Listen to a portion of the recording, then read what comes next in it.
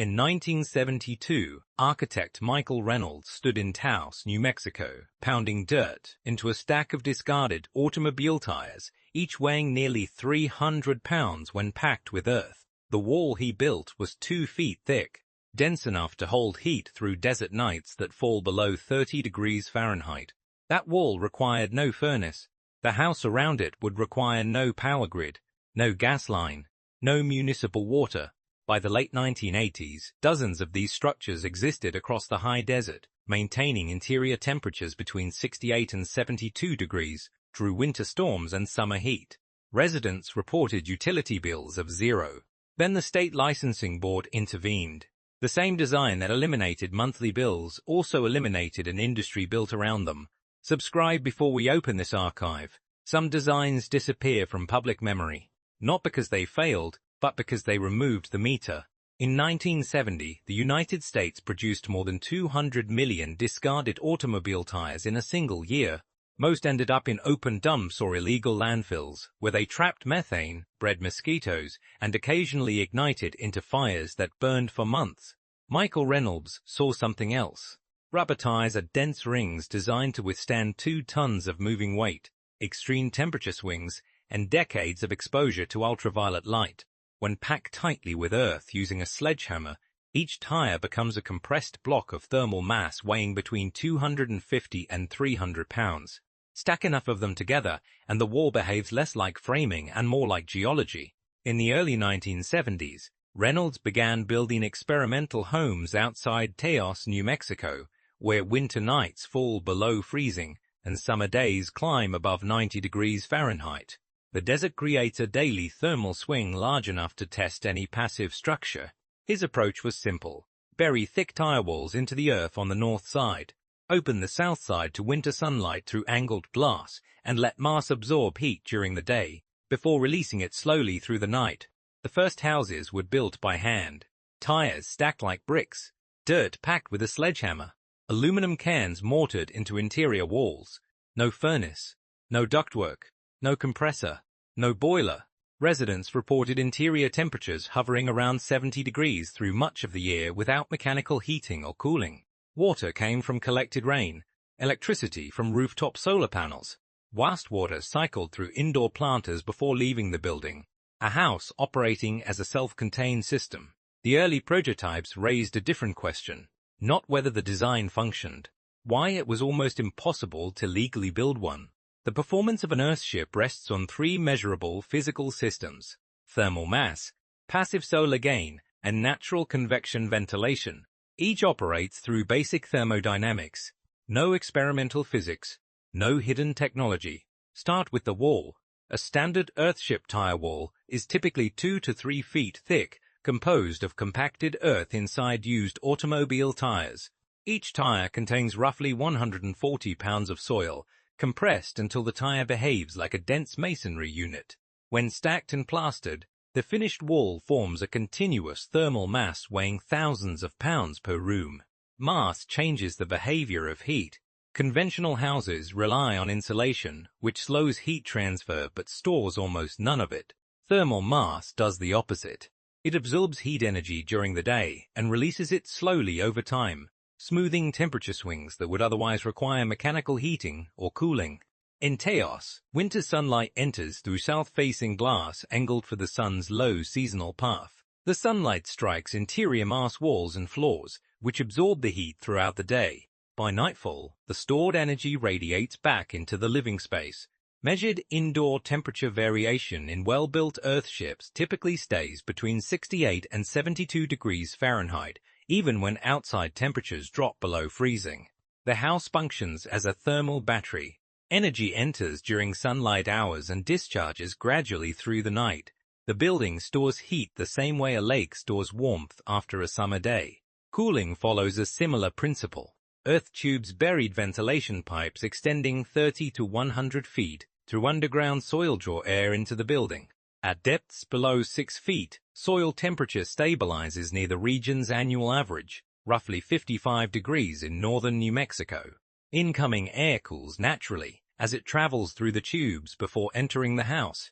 Warm air rises through ceiling vents and exits, creating a continuous convection cycle. No compressor, no refrigerant, no mechanical blower. If a household pays $200 per month for heating and cooling, the physics inside this wall explains why the Earthship owner does not. The mechanism is not complicated, which raises a more difficult question. Who decided this system did not belong in the building code? The question has never been whether the structure works. The question is why a working system became a regulatory problem. By the early 1990s, several dozen Earthships stood outside Taos, New Mexico, many of them operating for years without connection to the electrical grid, natural gas networks, or municipal water lines. The buildings were stable. Residents lived in them year-round. The performance data was visible in monthly bills that no longer existed. What the structures lacked was something else: approval. Residential construction in the United States operates through a layered system of standards.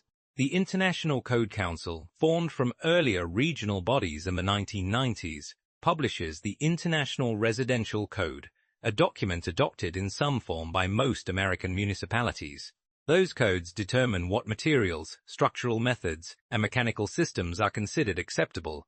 Banks require those codes for financing. Insurance companies require them for coverage.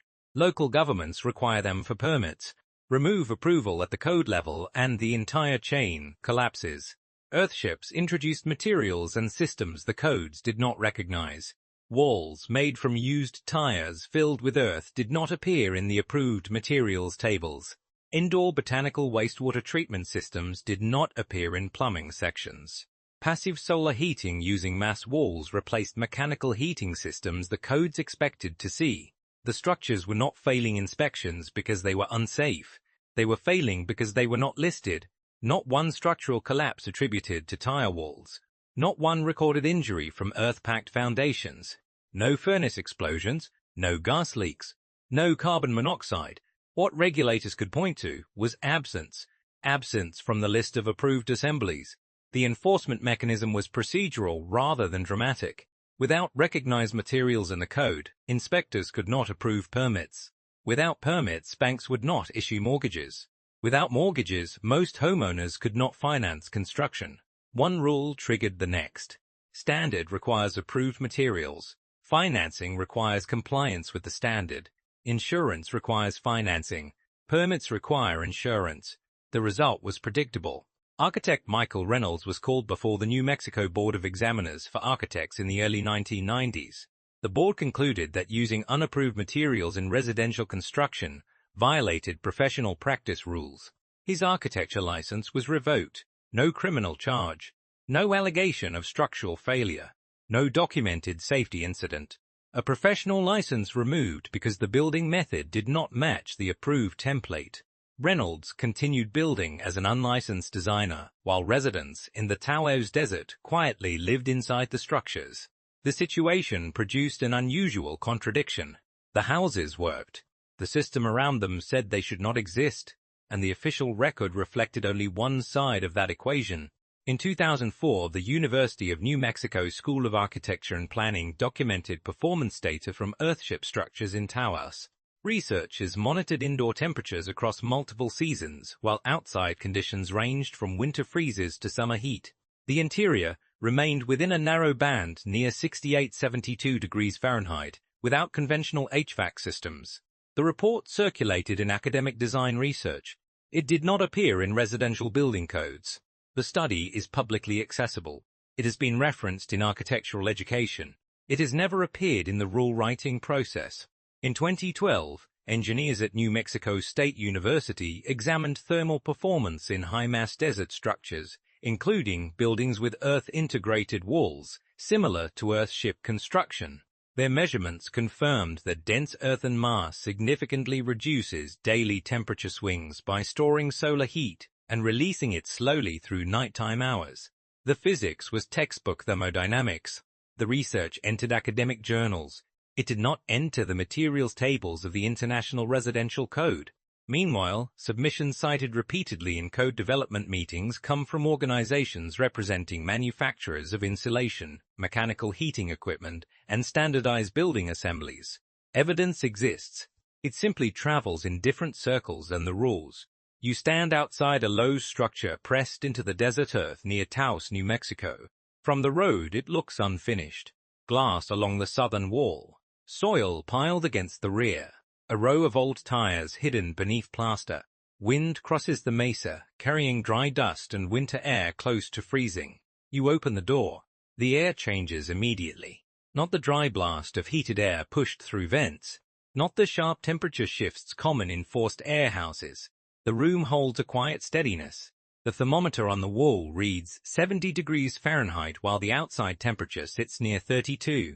Press your hand against the interior wall. Not your fingertips, your entire palm. The surface is cool at first contact, then slowly warms against your skin. The wall is holding energy absorbed hours earlier when sunlight entered through the south glass. Thousands of pounds of earth packed into tile walls released that stored warmth at the pace of stone cooling after sunset. A thermal battery working silently. Look toward the front of the building. A greenhouse stretches along the glass wall. Tomatoes climb upward even in winter months. Basil grows in long, narrow beds fed by filtered grey water from sinks and showers. Outside, the desert struggles to support cactus and sage. Inside, vegetables behave as if the seasons are suggestions rather than rules. The plants seem unconcerned with the outside weather. You notice something else missing. No furnace cycling on. No compressor starting. No mechanical rumble inside the walls. The quiet becomes noticeable because most houses are never truly silent. Duct fans move air. Refrigerators click. Heating systems ignite and shut down again every few minutes. Here, the loudest sound is wind brushing the glass. Follow the air path. Fresh air enters through buried pipes extending dozens of feet underground, where the soil remains near 55 degrees year-round. By the time that air reaches the living space, it is already cooled or warmed toward that stable temperature. Warm air rises naturally and exits through ceiling vents. Convection replaces machinery. Stand there long enough and a comparison forms automatically. In a conventional home, this comfort requires electricity, fuel, ductwork, compressors, thermostats, and a bill arriving each month. Inside this structure, the temperature is stable because the building itself holds the heat.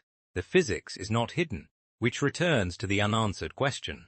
If this system has functioned in the New Mexico desert for decades, why has it remained so rare in the wider housing market? The average American household spends about $2,000 per year on electricity, according to the U.S. Energy Information Administration, and another $700 to $1,200 on heating fuels depending on climate. Over a 30-year mortgage, that becomes $80,000 to $100,000 paid simply to keep indoor temperature stable. That number is the cost of mechanical dependency, the cost of furnaces, compressors, ducts, and the standards that assume they must exist. One approved system, one code pathway, one set of industries supplying it. Remove the monthly meter and the entire revenue stream disappears. Airships were not resisted because the physics failed. They were resisted because the physics removed a meter. A building that requires insulation, ductwork, compressors, furnaces, gas lines, and grid electricity produces revenue at every stage. Materials manufacturers sell the components. Utilities sell the energy. Maintenance companies service the systems for decades. A building that holds its own temperature produces none of that. A structure that needs nothing is nearly worthless inside a system designed around recurring bills. A structure that requires constant inputs becomes an economic engine, yet the design did not disappear. Outside Taos, entire neighborhoods of Earthships continue operating off-grid in the high desert. Similar passive thermal mass houses appear in Australia's arid interior, in experimental eco-communities in France, in autonomous housing projects in Belgium, and in small clusters across Canada and the United Kingdom. Different climates, different regulations, same underlying physics. The core idea remains disarmingly small, a wall thick enough to store the sun. Glass facing winter light, air moving by gravity. That is all it takes to stabilize a house without a furnace. The same principle that allows a wall of earth to store heat also powers an older structure, most modern buildings abandoned centuries ago. In parts of Iran, towers built nearly 1,000 years ago cool entire homes in 120-degree desert heat, without electricity or moving parts. The physics is older than the grid, and the same standards that ignored the Earthship rarely mention those towers. That archive opens next. Click it now.